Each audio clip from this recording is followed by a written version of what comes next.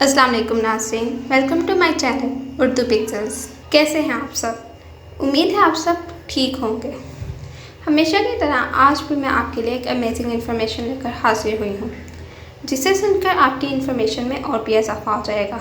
लेकिन इस बारे में बात करने से पहले मेरी आप सबसे गुजारिश है कि मेरे चैनल को सब्सक्राइब करना मत भूलें और साथ में लगे बेल आइकन को भी प्रेस कर दीजिएगा, ताकि हमारे चैनल पर आने वाली हर नई वीडियो की नोटिफिकेशन सबसे पहले आपको मिल सके और आपको वीडियो ढूंढने में किसी भी किस्म की मुश्किल दरपेश ना आए।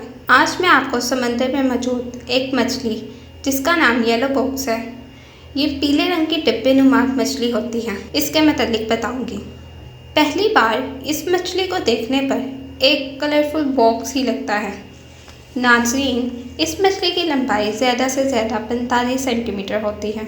ये देखने में बहुत खूबसूरत लगती है, लेकिन ये इंतहाई ख़तरनाक होती है। अगर कोई इसे तंग करने की कोशिश करे या ये ज़ख्मी हो जाए तो ये अपनी जिल्द से न्यूरोटॉक्सिन नामी जहर खारिज करती है, जो बहुत ख़तरनाक जहर होता है और ये जहर आसपास के हिस्से में फैल जाता है और मछलियों के लिए मोहलक साबित होता है।